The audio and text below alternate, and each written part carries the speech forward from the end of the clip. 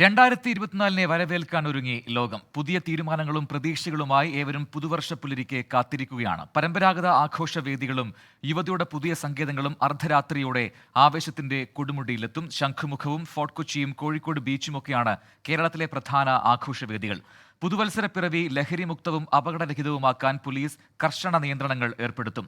ഉച്ചയ്ക്ക് ശേഷം പലയിടങ്ങളിലും ഗതാഗത നിയന്ത്രണമുണ്ടാകും. ചെന്നൈയിൽ പുതുവത്സരാഘോഷത്തിന്റെ പ്രധാന വേദികളായ മറീന, ബസന്റ് നഗർ ബീച്ചുകളിൽ സുരക്ഷാ ക്രമീകരണങ്ങൾ പോലീസ് കർശനമാക്കിയിട്ടുണ്ട്. ഫോർട്ട് കൊച്ചിയിൽ നിന്ന് അജീഷ് ജയകുമാറും കോഴിക്കോട് നിന്ന് മിഥില ബാലനും ഏറ്റവും പുതിയ വിവരങ്ങളുമായി ചേരുന്നു. ആദ്യം അജീഷ് ജയകുമാറിലേക്ക്. അജീഷ്, കൊച്ചിയിൽ എല്ലാ ഒരുക്കങ്ങളും പൂർത്തിയായിട്ടുണ്ട്. പുതുവത്സരത്തെ വരവേൽക്കാനുള്ള ഒരുക്കങ്ങൾ ഇപ്പോൾ എങ്ങനെ പോകുന്നു? ഒപ്പം തന്നെ കടുത്ത നിയന്ത്രണങ്ങളുണ്ട് എന്ന പ്രതിഷേധം ഒരു ഭാഗത്തുണ്ട്. അത് സുരക്ഷ മുൻനിർത്തിയാണെന്ന് പോലീസ് വിശദീകരിക്കുന്നുണ്ട്. എന്താണ് ഏറ്റവും പുതിയ അപ്ഡേറ്റുകൾ?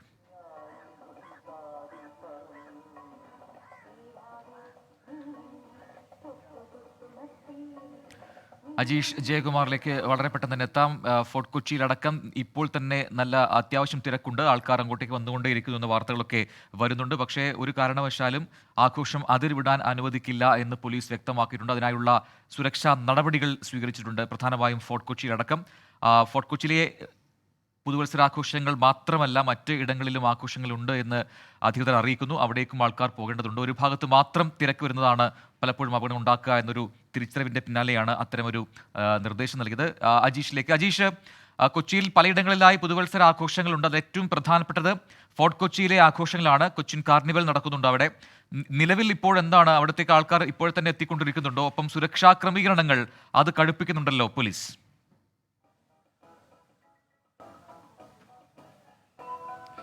പ്രജിൻ, എന്തായാലും ഉച്ചയിലടിച്ചു തുടങ്ങി. എന്നാലും ഫോർട്ട് കൊച്ചിയിലെ ആഘോഷങ്ങൾക്കൊന്നും ഒരു കുറവില്ല. വിനോദസഞ്ചാരികളുടെ വരവിനും ഒരു കുറവുണ്ടായിട്ടില്ല. നിലവിൽ ഇപ്പോൾ ഈ പ്രധാന പരിപാടി നടക്കുന്ന പരേഡ് ഗ്രൗണ്ടിൽ, പാപ്പാഞ്ഞിയെ അഗ്നിക്കിരയാക്കുന്ന പരേഡ് ഗ്രൗണ്ടിന് മുന്നിലെ കടകളെല്ലാം പോലീസ് ഒഴിപ്പിച്ച് തുടങ്ങിയിട്ടുണ്ട്.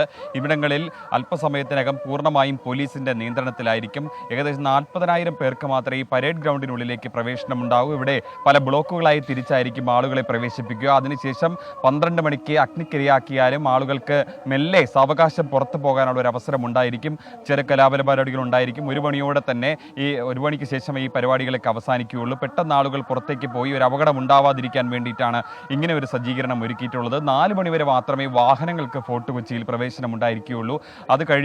അത് കഴിഞ്ഞാൽ തോപ്പുംപടിക്ക് അപ്പുറത്ത് ഒരു 26 താൽക്കാലിക പാർക്കിംഗ് കേന്ദ്രങ്ങൾ പോലീസ് ഒരുക്കിയിട്ടുണ്ട്. ഇവിടങ്ങളിൽ ബൈക്കുകളും കാറുകളും പാർക്ക് ചെയ്തതിന് ശേഷം അവിടുന്ന് സ്വകാര്യ ബസ്സും KSRTC ബസ്സിൻ്റെയും സൗകര്യം ഉണ്ടായിരിക്കും. ഇത് രാത്രി 8 മണി 9 മണി വരെ സർവീസ് നടത്തും. ഈ ഭാഗങ്ങളിൽ KSRTC ബസ്സിൽ കയറി ഫോർട്ട് കൊച്ചിക്ക് അടുത്ത് വരെ എത്തി പിന്നീട് നടന്ന് വേണം ഇങ്ങോട്ടേക്ക് കടന്നു വരാൻ. പിന്നീട് വാഹന സർവീസ് ഉണ്ടാവുക രാത്രി 12 മണിക്ക് ശേഷമായിരിക്കും. റോറോ സർവീസും രാത്രി 12 മണിക്ക് ശേഷം പുനരാരംഭിക്കും. അങ്ങനെ കർശനമായ ഒരു സുരക്ഷയാണ് പോലീസ് ഫോർട്ട് കൊച്ചിയിൽ ഒരുക്കിയിരിക്കുന്നത്. അല്പസമയത്തിന് മുമ്പ് ACPയുടെ നേതൃത്വത്തിൽ ഇവിടുത്തെ അവസാനവട്ട സുരക്ഷാ ഒരുക്കങ്ങൾ വിലയിരുത്താൻ എത്തിയിരുന്നു. ജില്ലാ പോലീസ് മേധാവിയും ഇവിടെ എത്തി സുരക്ഷാ ഒരുക്കങ്ങൾ വിലയിരുത്തിയിരുന്നു. ഏകദേശം 3 ലക്ഷം പേരെയാണ് ഇത്തവണ നമ്മൾ എന്തായാലും ഫോർട്ട് കൊച്ചിയിൽ പ്രതീക്ഷിക്കുന്നു. അതുകൊണ്ട് തന്നെ ഒരു വീഴ്ചയും ഉണ്ടാവാതിരിക്കാനുള്ള എല്ലാ മാനദണ്ഡങ്ങളും പോലീസ് സ്വീകരിച്ചിട്ടുണ്ട്. എന്തായാലും ഫോർട്ട് കൊച്ചിയിലെ പല സ്ഥലങ്ങളിലും ഇപ്പോൾ പോലീസ് ഈ കടകളെ ഒഴിപ്പിച്ച് കൂടുതൽ ഈ ആംബുലൻസിനും അതേപോലെ തന്നെ എന്തെങ്കിലും അപകടം ഉണ്ടായിക്കഴിഞ്ഞാൽ ഫയർഫോഴ്സ് വാഹനത്തിനും സുഗമമായി സഞ്ചരിക്കാനുള്ള ഒരു വഴി ഒരുക്കുകയാണ് നിലവിൽ ചെയ്യുന്നത്. എന്തായാലും നേരത്തെ ഒരു വിവാദമുണ്ടായിരുന്നു ഈ പാപ്പാഞ്ഞിയെ കത്തിക്കുന്നത് സംബന്ധിച്ച്. അതായത് ഈ പരേഡ് ഗ്രൗണ്ടിലെ പ്രധാന പാപ്പാഞ്ഞിക്ക് അപ്പുറത്തായിട്ട് വെളി ഗ്രൗണ്ടിലും സമാന്തരമായ ഒരു പാപ്പാജി ഉണ്ടായിരുന്നു. ഇത് കത്തിക്കുന്നതുമായി ബന്ധപ്പെട്ട ഒരു തർക്കമുണ്ടായിരുന്നു. എന്നാൽ പോലീസും RDOയും ഇത് കത്തിക്കാൻ പാടില്ല, ക്രമസമാധാന പ്രശ്നം ഉണ്ടാകുമെന്നൊരു മുന്നറിയിപ്പ് നൽകിയതിനെ തുടർന്ന് ഇത് കത്തിക്കേണ്ടെന്ന തീരുമാനത്തിലാണ് ഇവിടുത്തെ ക്ലബ്ബ് എത്തിയത്. എന്തായാലും ഇത് കത്തിക്കില്ല. പക്ഷേ ഈ ഒരാഴ്ച കൂടി കാർണിവൽ ആഘോഷം ഫോർട്ട് കൊച്ചിയിലുണ്ടാവും. അതുവരെ ഈ പാപ്പാഞ്ഞി അവിടുന്ന് മാറ്റില്ലെന്നാണ് ഈ സംഘാടകർ അറിയിച്ചിട്ടുള്ളത്. ശരി, ഫോർട്ട് കൊച്ചിയിൽ നിന്നും അജീഷ് ജയകുമാറാണ് വിവരങ്ങൾ നൽകിയത്.